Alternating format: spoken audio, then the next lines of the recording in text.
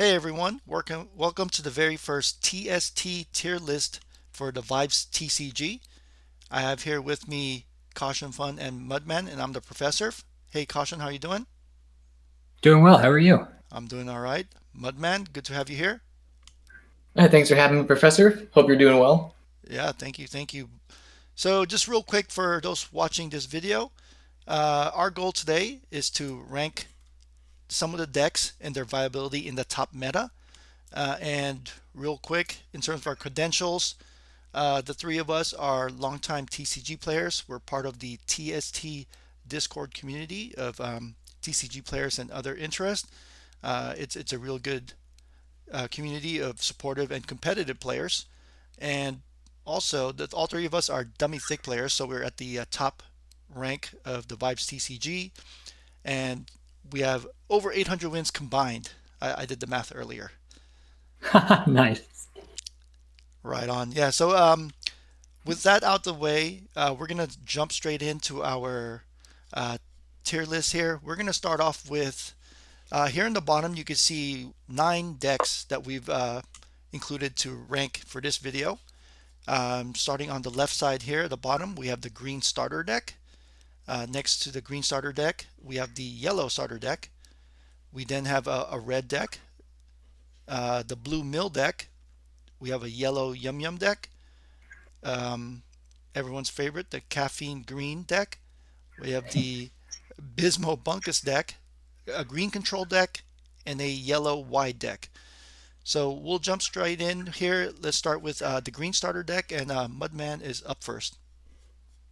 All right, so the green starter deck's nothing special, right? It's a starter deck.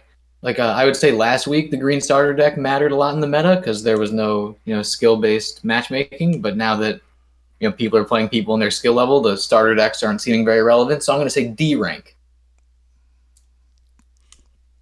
Yeah, where do you guys stand? Do you think it's better? Uh, Uh, uh, uh, uh, uh, uh, uh, uh, I think that's super fair. I will note that since the skill-based matchmaking came into effect, I haven't seen a single green starter deck. So I think that speaks to its its tierness. Yeah, I think you guys are right there. Starter decks in let's say with the lens of competitive and in the meta, starter decks are meant to just do that, get you started, but hopefully you're able to start grinding golds or participate in events and improve your starter decks. So it would be taking a starter deck, the green one, which is a D tier, I agree, but trying to take that to the top of the ladder is difficult. So I agree with it being in the D tier. Yeah, there's like an idea in the green starter deck, but you definitely want to pick a direction and lean into it rather quickly, or you probably have better options. Yep, like the yellow starter deck. Yeah, perfect segue. All right, so I'll take the yellow starter deck. I'm going to put it here in the C tier, and I'll explain my reasoning. So I think it's definitely better than the green starter deck. So I'm going to put it in the C tier. I think in terms of actual competitiveness, it's more competitive than the green deck. It's not going to be as competitive as all the other decks, but I think you'll have a better time and maybe even easier than the green deck. So I'm going to rank it as a C tier. What do you guys think? No, that seems super fair. Yeah, I think that's fair. I would say C or top of D. Yeah, I think with enough time and energy and effort and dedication, it's probably possible to make it to dummy thick with just the yellow starter deck. Um, I can't say the same for the green starter deck. I think that might just be a Sisyphean task. But yeah, so C tier feels about right because there's some easy upgrades you can make to make it a lot stronger. Yeah, C feels fair. Okay. All right. Great. Let's move on to the next one, the red deck. So just to kind of give a quick view of what the red deck is here.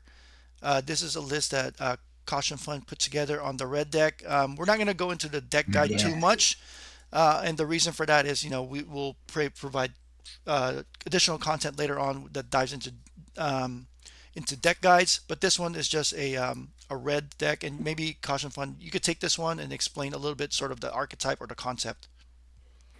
Yeah, so red, the red starter deck kind of gives you the framework. where hopefully you have access to a very cheap AoE removal action in a drop in attention, and you play a bunch of Pudge. Hopefully you clear their board whilst maintaining a bit of yours, and then you play things that benefit from actions to kind of finish the game off. And this deck that you just showed there kind of takes it a step further, incorporating Chef Penguin, who gives you a Fishsicle every time you play a red action. And the top end is 4 Chobopolis Unleashed rather than 4 Screaming Penguins, which is, he comes down pretty beefy and only gets bigger. Can also draw you cards if your opponent manages to remove it. I love this archetype. I've had a lot of fun with it. If you asked me like a month ago, I probably would have said A tier. That said, I think it's in B tier and trending down. And a strictly reason being is it doesn't have the Inspiring Story Popcorn Penguin package, and a lot of decks do. And when you're trying to maintain a board full of Pudge with mostly low-cost penguins, Inspiring Story Popcorn Penguin can just eat your board up, and you might not have time to put together an answer. Yeah, I think that sounds fair. I think another not issue with the red deck, but an aspect of its viability in the meta. I think it has a high skill ceiling, in the sense of you have your peace out penguins that are great for clearing boards, but you need to know when to use it. So you have to have a good understanding of what's in your opponent's deck and when it's important to use your big board clears, or when you want to do your again combos. Yeah, that is fair. You definitely have to think a lot about allocating your resources, because they are finite resources. And there's a lot of sequencing involved, so that's fair play. Yeah, I would say it's probably a higher skill cap deck. Yeah, it's not as plug and play as a lot of the other ones. Yeah, sounds good to me. I had the same experience playing a red deck where not only is it the sequencing, but you also, because like you said, a lot of the actions and the abilities of the cards require triggers and requirements. So I think, for example, the board clear you're talking about requires you to have 4 actions ready. So yeah, definitely a lot of planning and skill and practice needed for the red decks. 100%, yeah. So I would say probably when you first pick up the red deck, it probably starts in C tier, but as you get more reps with it, it might move up to B tier. Yeah, then maybe if you're really good, you can go up to A with really great piloting and modification, so you don't get destroyed by popcorns. Yeah, and this very well might be a suboptimal list at this point. When I first put this list together, we didn't see nearly as many Inspiring Story Popcorn Penguin packages.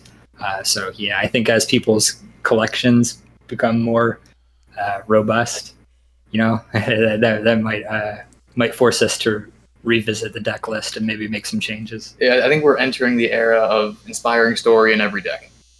Oh, all right, sounds good. Okay, let's move on to the next deck here. We have the Blue Mill deck. Take it away, Mudman. So the Blue Mill deck it definitely exists. It's mostly here because it's blue, and we didn't have much blue representation. But I don't think the Blue Mill deck is very good. I think getting 52 cards out of your opponent's deck is way harder than getting 15 things in play. So I'm gonna have to say C or D. Let's go bottom of C. Bottom C. Okay. Well, okay. So then, if we put it bottom C, would you say it's better than the yellow starter deck or worse? See, that's tough. I think they're in a really similar spot, and one of them is a starter deck. Yeah, I'd say they're about neck and neck. Personally, I would like my chances better with the yellow starter deck, to be perfectly frank. I agree with that. And a lot of that has to do with the Blue Mill archetype. I've seen some pretty crafty lists. Shout out to Ari. That utilize some big beefy blue penguins and can really get going once they get going. That said, the whole archetype kind of gets checked by Bunkus, and a lot of decks I feel can afford to tech in 1 or 2 Bunkuses, and like Mudman said, it's already an uphill battle trying to mill 50 some odd cards out of your opponent's deck, and if they can just put 12 of those right back in at some point, I would just be devastated way too often. Yeah, like, plus you're really weak to popcorn, you're really weak to caffeine, and those are things that you see all the time. Like that being said, I am 9-1 with the mill deck right now, but my mill deck has 4 popcorn penguins, 4 inspiring stories, 4 caffeines, and 4 green mega penguins. But I have won a game with Millie. Yeah, mill seems like a sub package more than a full archetype, in my opinion. All right, sounds good, guys. Let's move on to the next deck we have here. This is the yellow YumYum deck, sort of mid-range or / control. Cautionfun. Oh yeah, I mean, gosh, this is probably the deck I've had the most success with in my time playing Vibes. That said, it was during the first free-for-all event where anybody can play any card, regardless of their collection. And I don't own any yellow mega. Oh, this isn't the deck list I was thinking of. I'm sorry.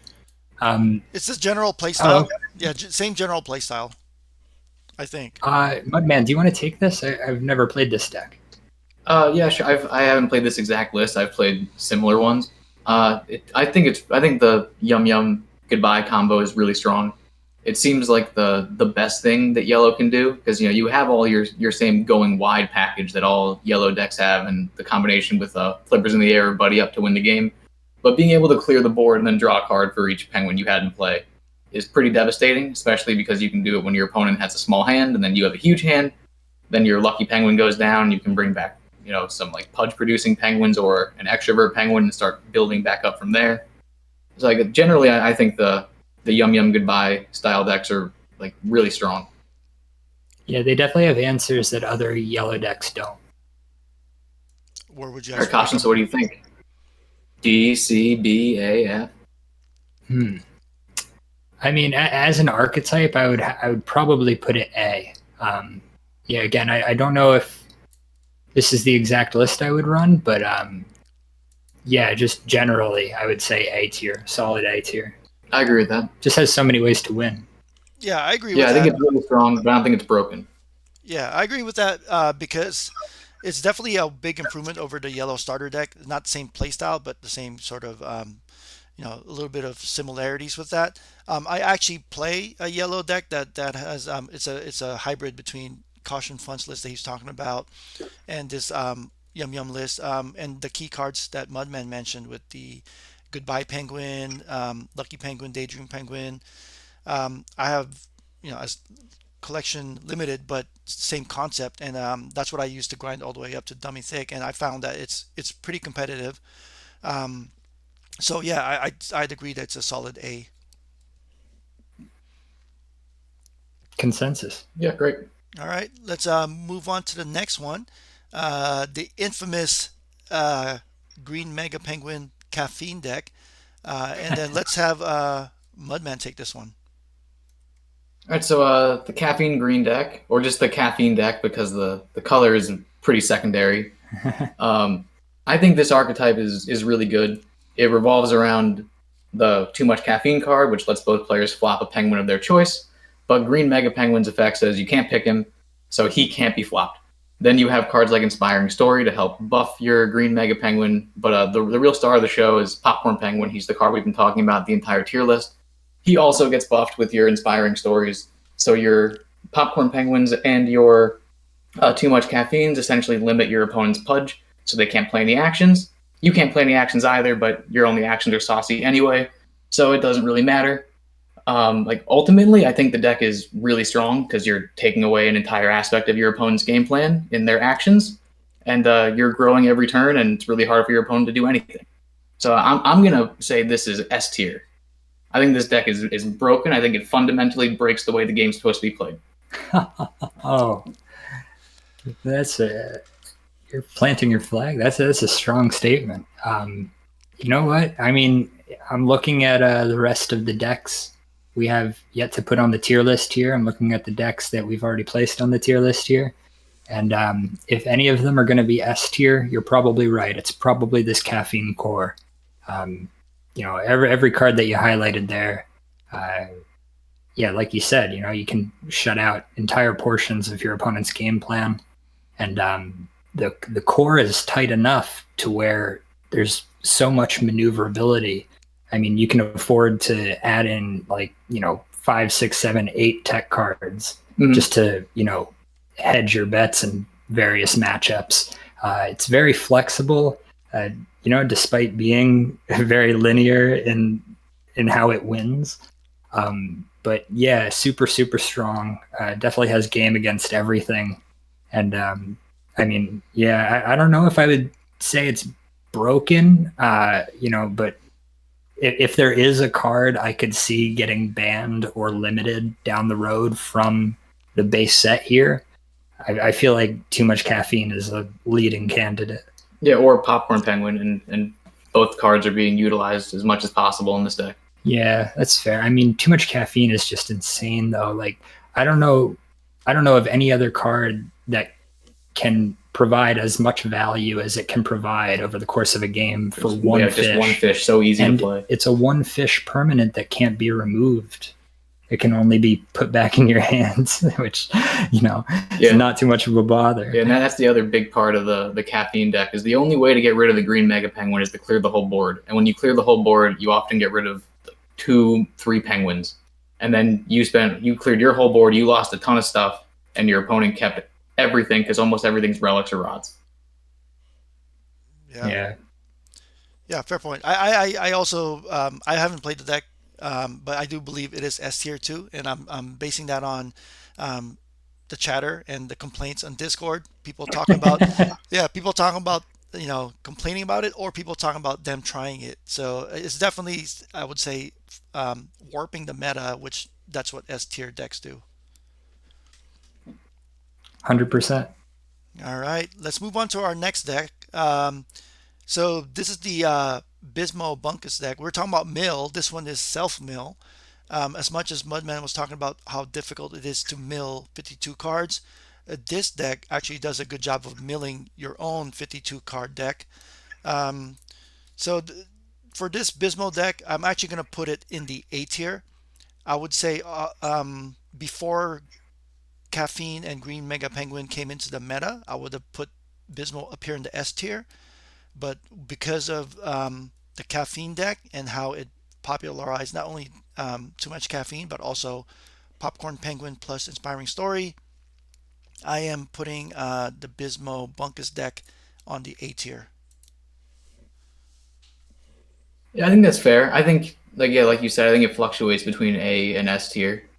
It definitely gets destroyed pretty heavily by the caffeine decks if they get all their stuff going. Like, that being said, like, the fact that they can win without going into action time, like, that always bothers me a lot when I play against them. Like, that, it's hard to interact with them. And like, they can mill through their deck so quickly with the Ascending Penguin, with all their card draw, and the Penguins who are just doing okay. It's tough, definitely between A and S. I definitely think it's not as good as the Caffeine deck, but really powerful, really hard to interact with.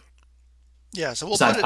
Yeah, for sure. So we'll put it at the top of the A tier, which means it's very close to an S tier deck. And again, I think my knocks for it was because of how popular Popcorn has become, and that kills 2 of the biggest engines in this deck, which is the Penguin Who's Okay and Ascending / Truman Penguin. Yeah, I would have to put it in a question mark tier. I mean, I'm not sure, throughout the course of the alpha here for the Vibes Online TCG, I'm not sure there's a deck or an archetype that's been more riddled with bugs. Oh, yeah. And they've done a great job squashing them. But, I think there's still some to get through. So I haven't played the deck just because, I want to make sure everything is, settled in place before I get some reps in with it. I don't want to develop any bad habits, Right on. All right, so we'll leave Bizmo there and move on to our next one. The next one is a green control deck. Cautionfun, you take this one. Another one if you asked me a month ago. I probably would have said A tier. I would have to put it solidly in B tier at this point. It does have the inspiring story popcorn penguin combo, so it can hold its own if you get going there first. That said, opposing popcorn story combos are bothersome still, for sure. You're pretty reliant on your green wizard penguins, and the caffeine decks kind of burst the green control bubble pretty hard. Not only can they flop your penguins with caffeine to prevent you from getting to 3 and 5 pudge to do your big actions, but their biggest penguin that you would want to target with your Lucas can't be chosen by anything. So just with that deck's popularity, I would say it's knocked it down probably to similar to red, bottom of B tier, teetering on C tier at this point, if I had to guess. Yeah, I think that's fair. I haven't played the control or green control since the play whatever you want event, so I only have the one Luca. But like green definitely can't go wide like yellow, and when playing the caffeine deck, it's really hard for your opponent to get 5 pudge. Yellow can sometimes do it because they can go really wide. Green can't go wide, so getting 5 pudge is seemingly impossible. Like that being said, I do think it's really cool that the Luca deck can win when you're on 13 permanents instead of just 14. Yeah. It's the only way you can do that as far as I know. I mean, it does, it carries some of the same threats that caffeine does, for sure. They both have the story popcorn package. They both have the koi penguin win con, when coupled with inspiring story that can win you a game where you're playing from behind the whole time. And where the green control, like you said, it has those Luca end games where you can either win from 13 or win from 14 plus by just taking their biggest thing. That's taken off the table by the best parts of the caffeine deck. And it's just, it doesn't have as easy a time going wide as maybe the next deck we're set to talk about. Definitely got knocked down a peg or two over the past month or so. Yeah, and I think those are great points, and that's what we'll see, right? Decks, the meta will shift, cards and decks will move around, so it's good that we're adjusting for that, especially with the S tier setting the pace right now. So let's move on to the wide deck that Cautionfun mentioned. So this is a yellow deck that goes wide. Mudman, you want to go ahead and take this one? Sure. So this is the other popular way of playing yellow. Instead of going for the penguin who likes goodbyes plus YumYum, you just build as wide a board state as possible and then win the game with put your flippers in the air or with buddy up. But more emphasis on put your flippers in the air nowadays because you can't buddy up to flop a green mega penguin, but you can outsize a green mega penguin. This archetype I think is really interesting because I think it's sort of like in like an anti-meta sort of deck. I think it's weaker than the YumYum goodbye versions of yellow, but I think it does way better against the caffeine decks than normal yellow would because they can just go so wide that you can almost ignore the popcorns. So I think I would put it like the top of B tier, but like it has the ability to rise or fall substantially because I think it's just like a great meta pick at the moment. Yeah, I would group this with the Wild Knight versions of this deck that are, I mean, from what I can tell, only like 4 or 5 cards off. Yep. I would put them both on the cusp of that A B tier for sure, B and a half for me. They have very tighty win cons that have game against the best decks, and that's about all you can ask for. That said, I think higher win rates can be achieved with other deck lists. Yeah, just that you have a much more linear play style. Go wide and then utilize going wide, whereas like the YumYum versions can do that same thing, or they can clear the board and then have crazy card advantage. So like it's less versatile, but it does what it does very well. Yep. Yeah, great point, guys. All right, before we wrap this up, and now that you've seen all the decks laid out on the tier list, any adjustments you guys want to make, or is this our final answer for our first TST tier list? I'm not afraid to say it. I think we did a great job. Yeah, I think it's fine. I think it looks nice. It's a good like little pyramid. Absolutely. Perfect bell curve. Yeah, I was gonna say something about the pyramid and Mudman. I was gonna say you put that there on purpose to make that pyramid, but you brought it up yourself. I wasn't thinking about that, but boy, is it aesthetically pleasing. All right, all right. So thanks everyone. So this is the TST tier list. Obviously, we love to play Vibes, so we will be keeping an eye on the meta and make an update to tier list if needed. I guess one of the things we want to talk about, Mudman or Cautionfun. I know we talked about some of the decks here. Some things maybe brewing. Any teasers you guys want to drop in terms of future deck dives or deck guides? Yeah, if you are looking at this tier list and you're going, wow, the caffeine deck is an S tier, I wish I knew so much about that. I wish somebody would make a video where they talk way too long about that. Well, I'm planning on it. I got a bunch of different caffeine deck lists of all the different colors of the rainbow, and I'm going to explain in great detail why the combo is good and how you can make the combo smaller and put it in whatever deck you want. Great. More coffee for everybody. More coffee for everybody, yes. I can't wait. All right. Well, thank you both for taking the time to get this tier list going. I think it's going to be helpful for the Vibes community. And for those of you watching, if you guys have any ideas or disagreements, we'd love to hear it in the comments. So just feel free to leave your arguments or comments or questions down there, and we'll be checking it out. Any last words? Come in green starter deck stands and tell us why we're wrong. Yeah, for sure. We might see a couple fans speak up on that one. All right. Any last words? No, all good on my end. Yeah. Thanks for watching. All right. Thanks, everyone. We'll catch you next time.